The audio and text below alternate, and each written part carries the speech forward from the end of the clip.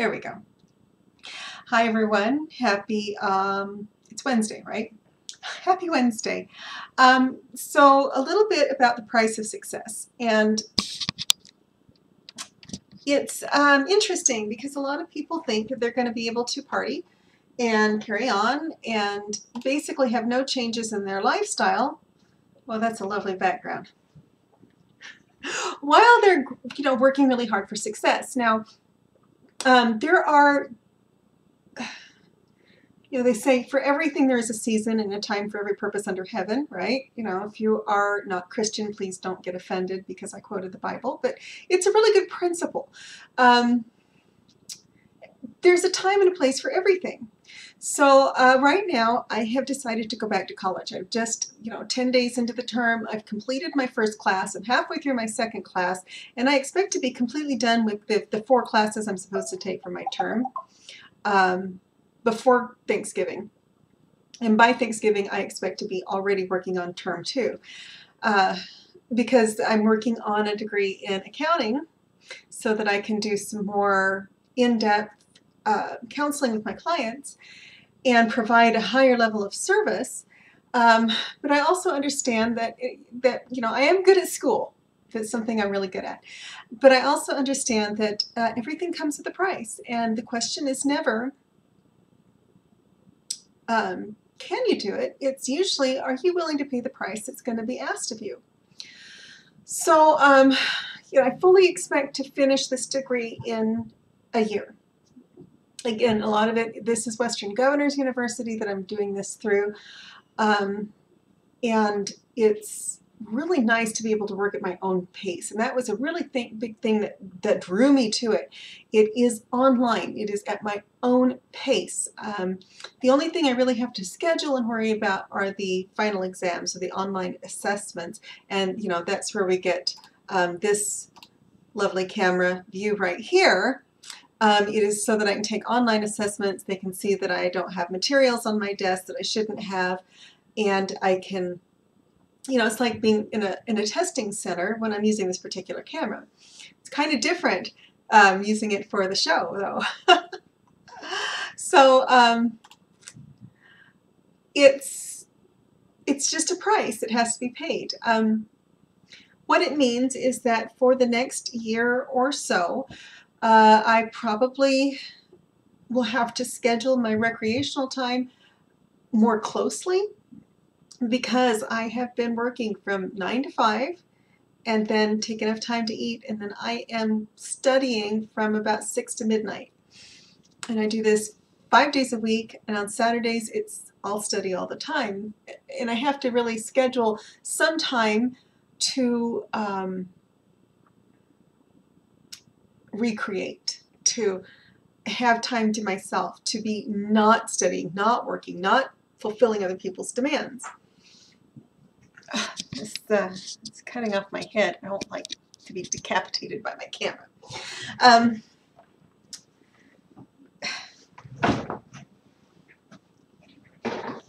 My son mopped the floor and he didn't finish cleaning up after his cleaning up.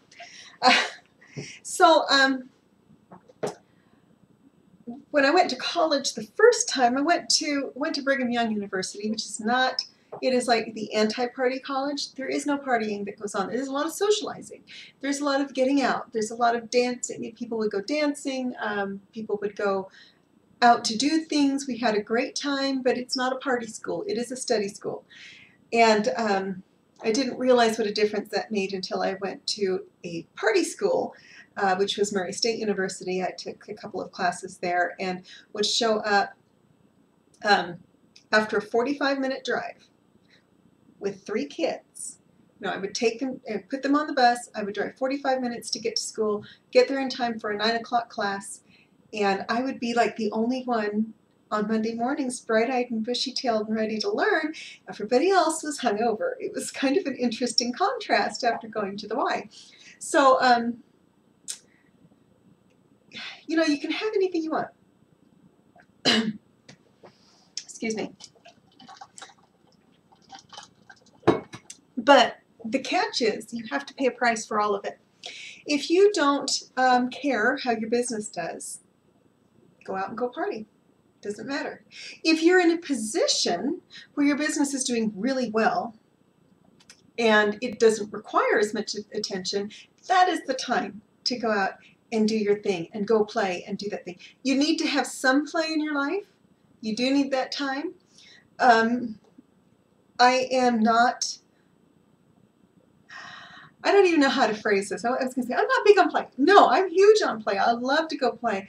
But the kind of things that I do to recreate, I've kind of outgrown the whole, going out and going dancing and that kind of thing. And it's kind of interesting. My hairdresser was asking me yesterday, well, why don't you date? You never have any good dating stories. Well, it's because I'm grinding right now. This is my time to really, really work hard to have a fantastic reward in the long term. And my experience has not been really great with men. I think I've had one man in my life who is worth the trouble that he is, and he is a fair amount of trouble, but he seems to be worth it. And it's kind of ironic, I didn't meet him until I was 40. So he gets it. He understands that right now I'm in a mode where I am working really hard, and I'm working a lot. And if I'm not working, I'm studying. And while I certainly can and do take time off to go be with him or to go do other things or to spend time with friends, I keep that down to a minimum right now. It has nothing to do with not loving my friends or not loving him or whatever. It's because I have a limited amount of time to get this degree, and I don't have time to sit around and go out and party and spend weekends away from home. And I'm already kind of nervous because I'm going out of town next week. I'm taking my kids on our first real just for fun family vacation, and we're going to Disneyland. We're going to Disneyland. I'm so excited.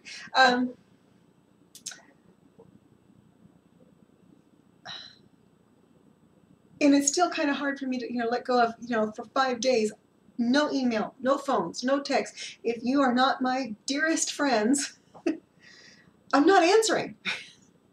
Basically, I'm not responding to emails. I'm putting an out of the office message on my email and on my text app, and basically saying, this is my time with my kids. They are 14 and 16, and the other 3 are all grown up, so they're not even coming. I'm just taking the 2 youngest. And the clock is running out on my 2 youngest. 4 years and I have an empty nest. So, I guess the question is, do you have everybody has this. Do you choose to pay the price to be wildly successful? Now, I didn't pay this price when I was younger. I chose to have a family. And then I thought I was going to go back to school and get this taken care of, and I had another family. And so that's why I switched from computer science to accounting. Accounting principles are,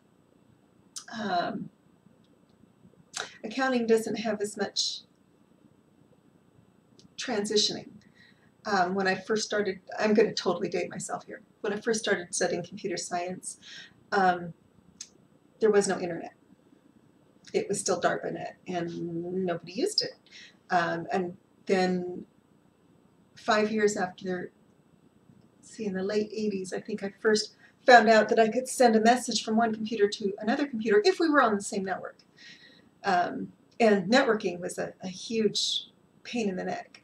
And now we all do it just without even blinking. So, and I'm thrilled because I've been waiting for technology to catch up with my visions.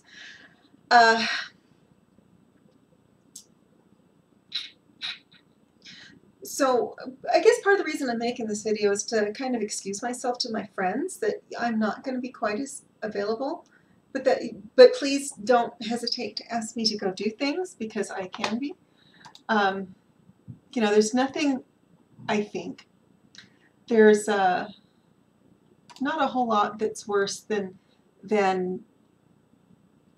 not having the right to say no, if that makes sense.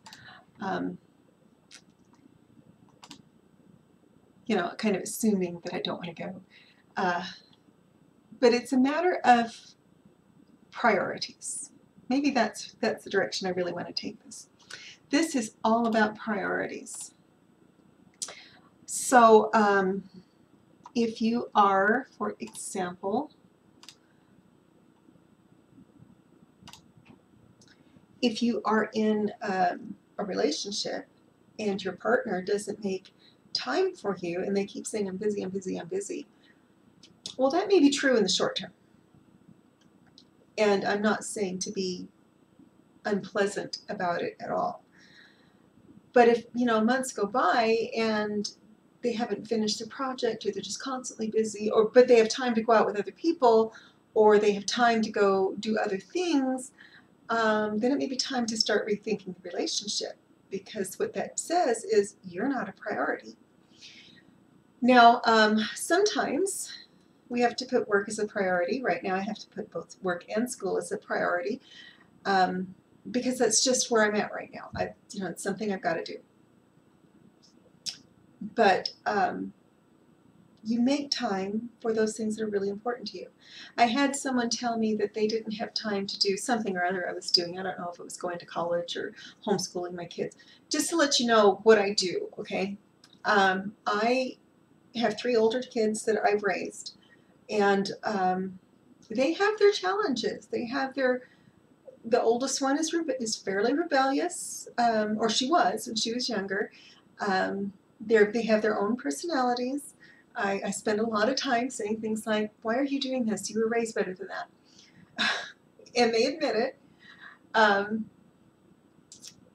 then I have, then I have these 2 younger ones that are teenagers. The 2 younger ones, I decided that I was going to homeschool. So as a single mother, I worked from home. I started one business. I co-founded another business. I homeschooled my kids. I worked from home. I paid the bills. I made sure that the house was reasonably clean, and I put a home-cooked meal on the table every night. And then they got a little bit older, and I was still doing that. Well, now they're in school. That's their choice. And it's a huge difference in attitude, by the way. And I'm working from home, working full-time, and then some, going to college full-time, and then some, keeping my house reasonably clean. It's kind of interesting because when I start talking about what I do, I don't think anything about it. And then everyone around me starts going, oh my gosh, you're amazing. And I go, well, this is just my life, you know. So everything, I always laugh, and, you know, I tell my married friends, you know, everything your spouse does, plus everything you do, I do all of that. And usually do pretty well. I feel kind of guilty because I'm probably going to miss my daughter's choir concert tonight because I'm just too tired to go.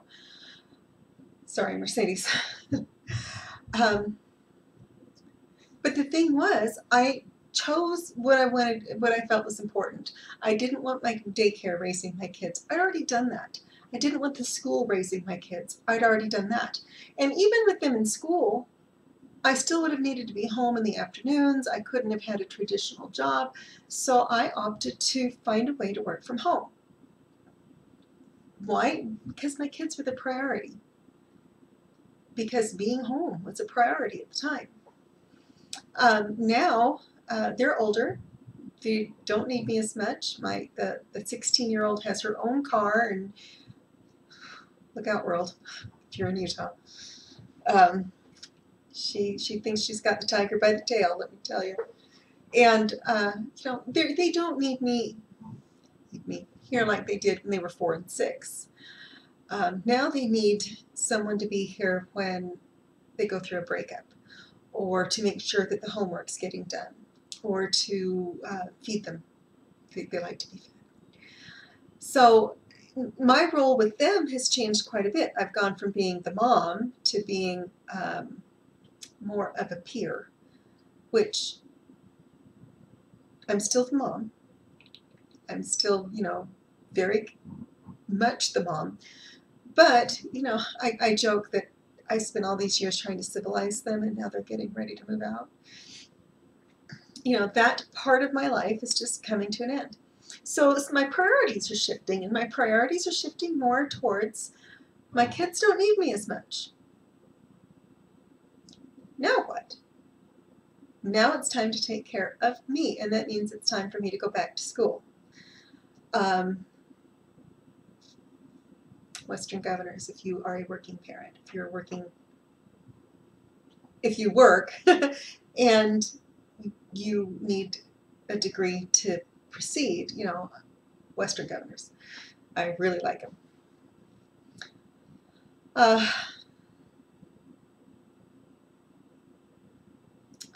This is really what I get for not planning this a little bit further in advance. So here's the number one. Are you willing to sacrifice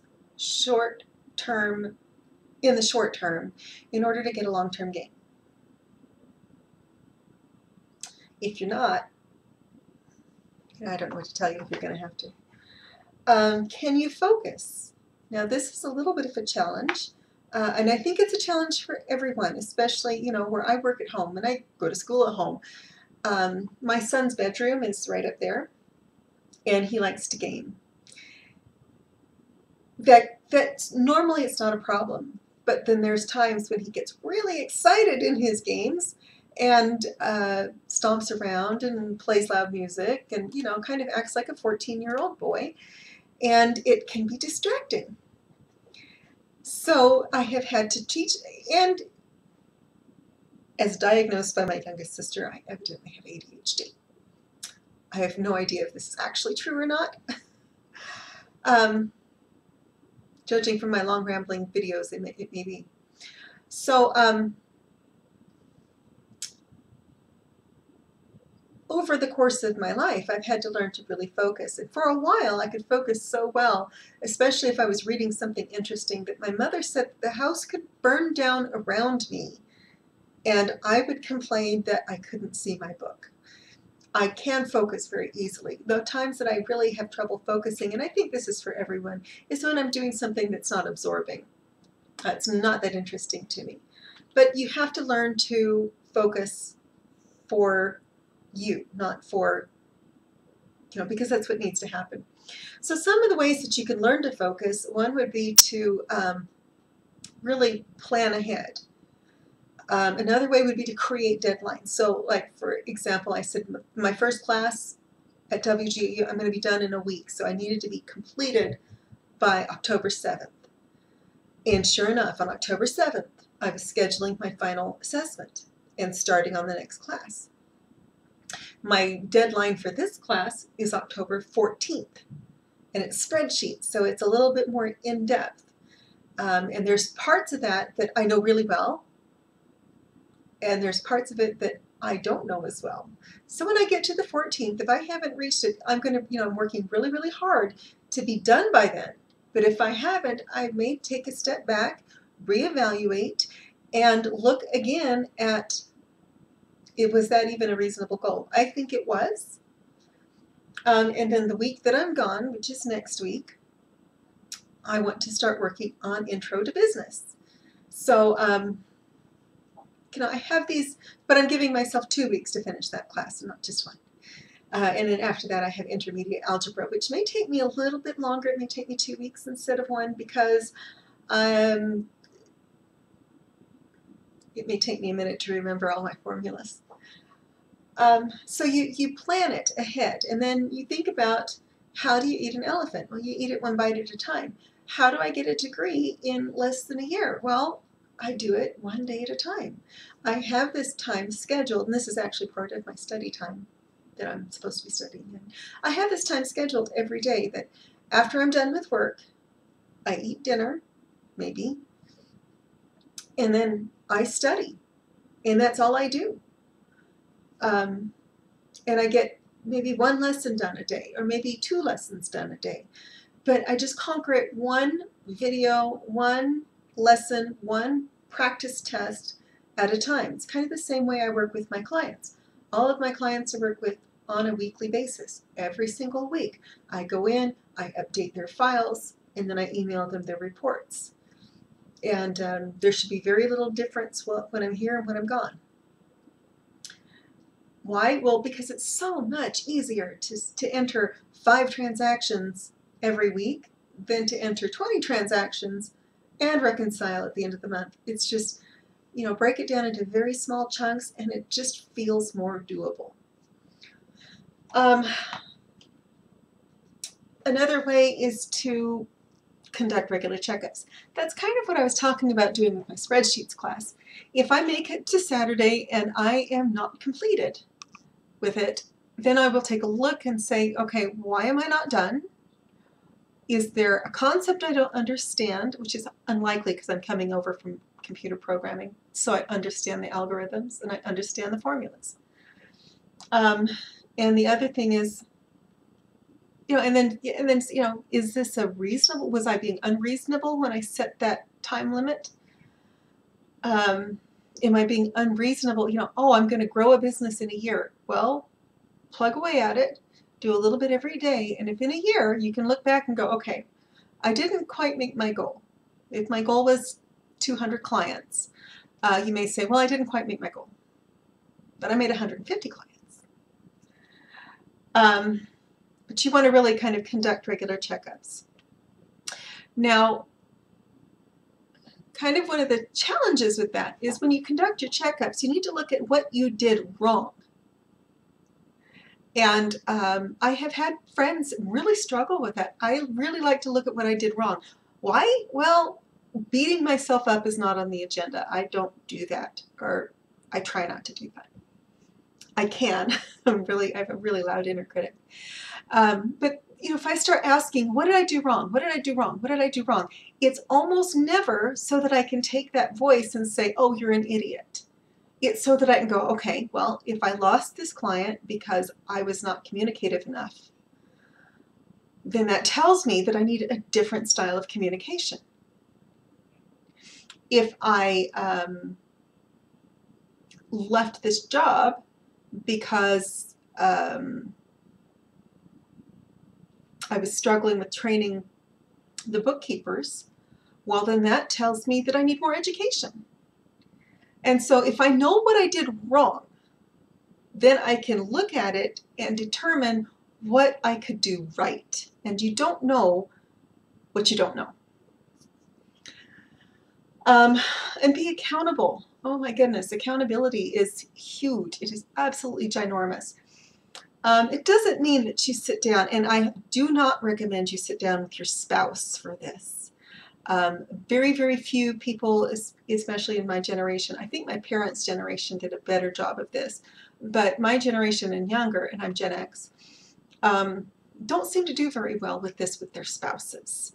They seem to, everybody's kind of going their own directions, except my parents kind of seem to be hitched together, and so they could have those discussions, and it could be because they've known each other their whole lives too. They could have those discussions. They owned a very successful business together in Seattle, and I don't remember them ever fighting. They just got along. But dad could be accountable to mom, and mom could be accountable to dad. Now, today, I wouldn't recommend this to spouses because it just opens that up to conflict. And while a little bit of conflict is not bad, in fact, I would never work with a business partner or even a boss that I couldn't argue with. You don't want a whole lot of conflict. You want a little bit of conflict, because if you have a little bit of conflict, you get more ideas going, get some juice going.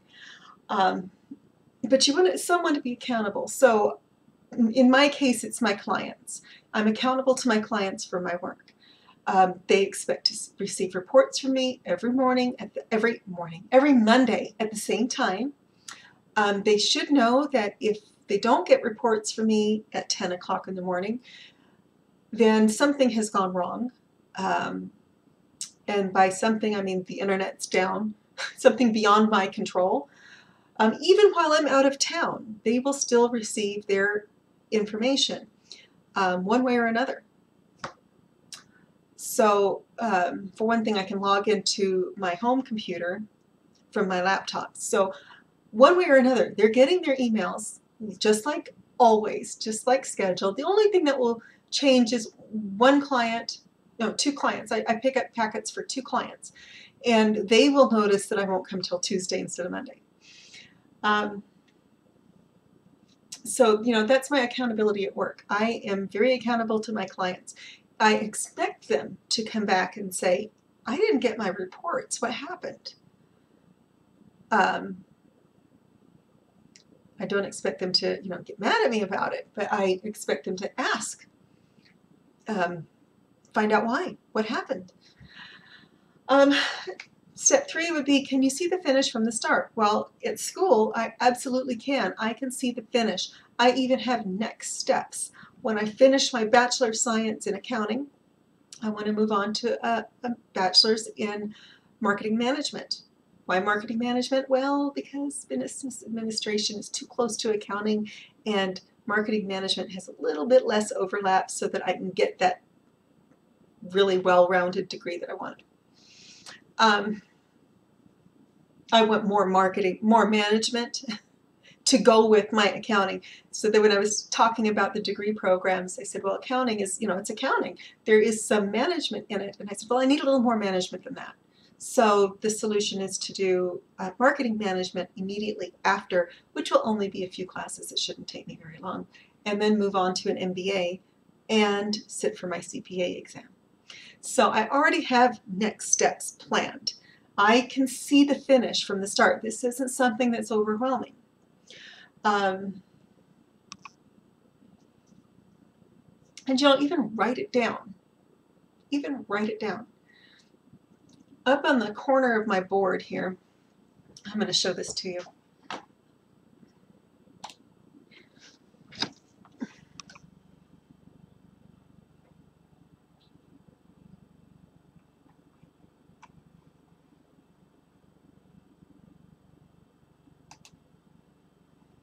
Can you see that?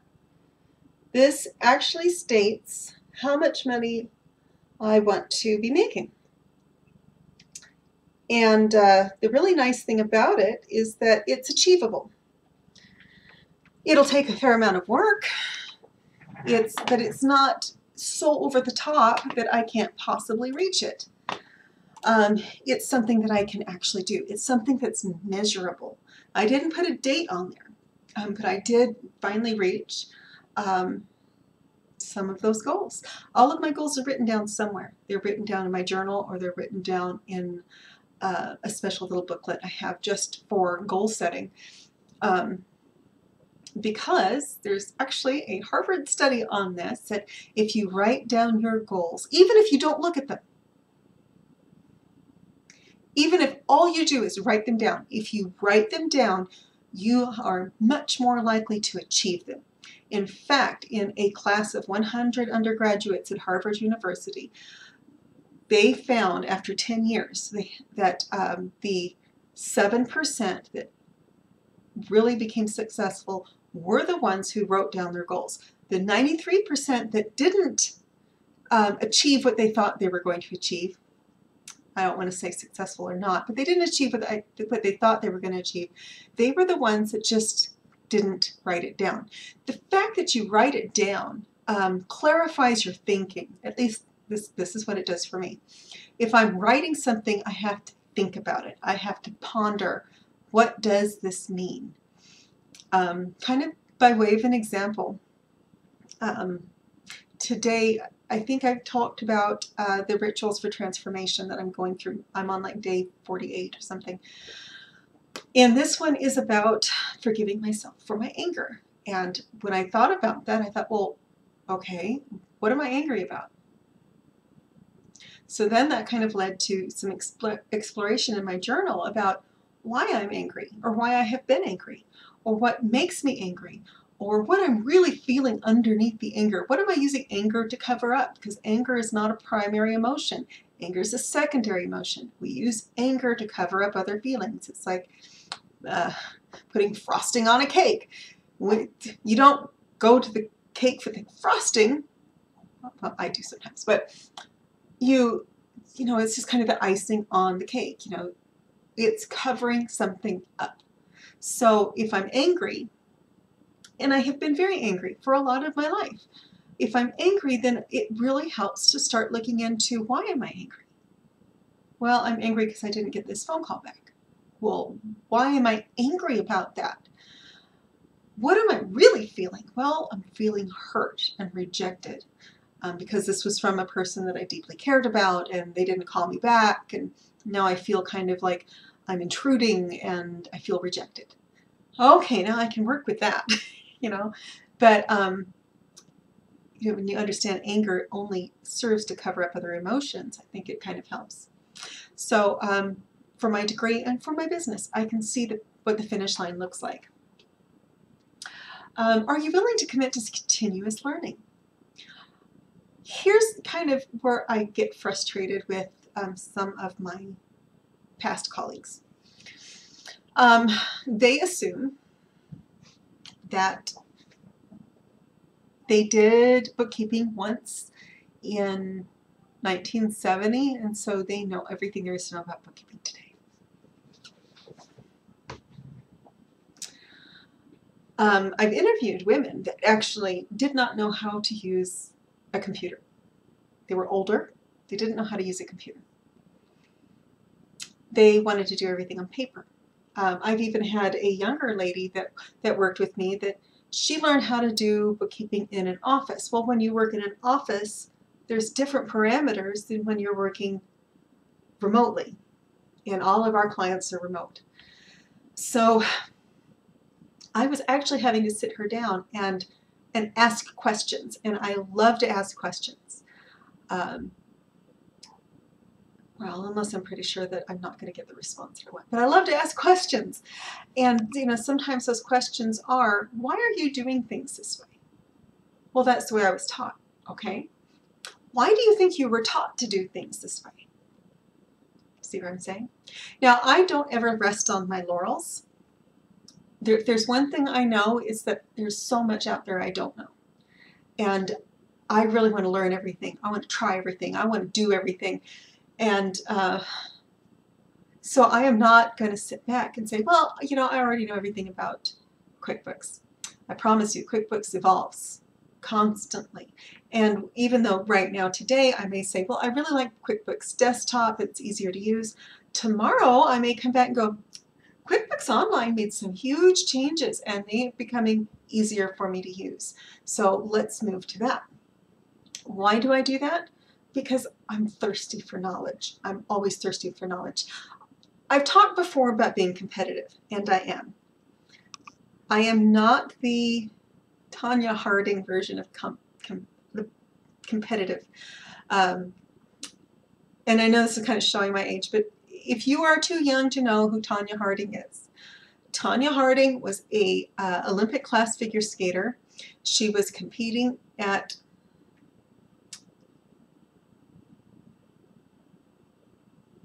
Lake Placid, New York, I think, in the Olympics there.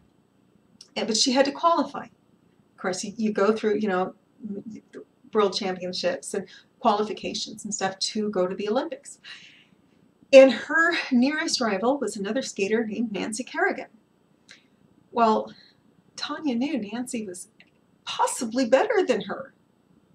So what do you do when you know that someone out there is better than you? What I do is I work harder. I learn more. I find out, you know, how can I nail this so that I become better than them?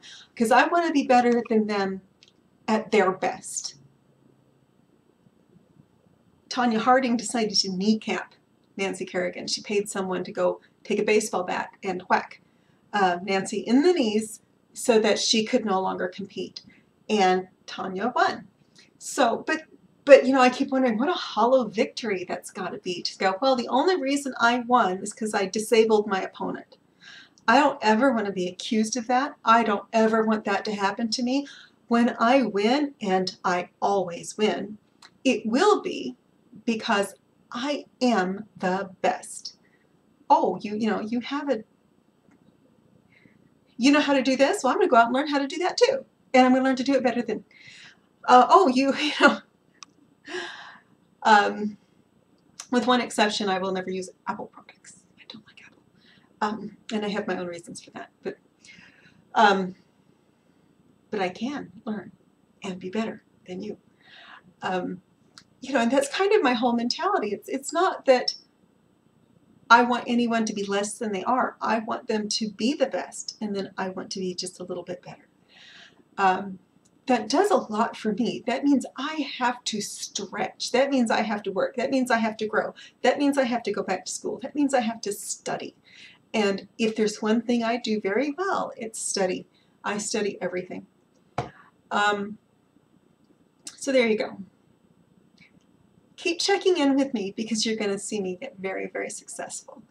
And the reason is I'm willing to pay the price. I'm always willing to have to pay in the short term for a long-term goal. Everything that I want to have happen is going to happen one way or another. And it's going to happen in a good way because no matter what, I always want to be the best. But bring it. That's it for tonight. I do not know what my schedule is going to be for the next 2 weeks. Please keep checking in. I plan to broadcast tomorrow and Friday, but next week, if you're if you're watching from YouTube, you may not be able to see it. I may do a show from Disneyland Main Street. I'm really excited, by the way. I have not been to Disneyland since 1999. It's changed a little bit since I've been down there. California Adventure didn't exist when I went, and I was only allowed to go for like 4 hours. I don't have any idea why. 4 hours is not enough for Disney. My son has never been, and my daughter has only been once. So we are so excited to go. Y'all have a wonderful evening, and I will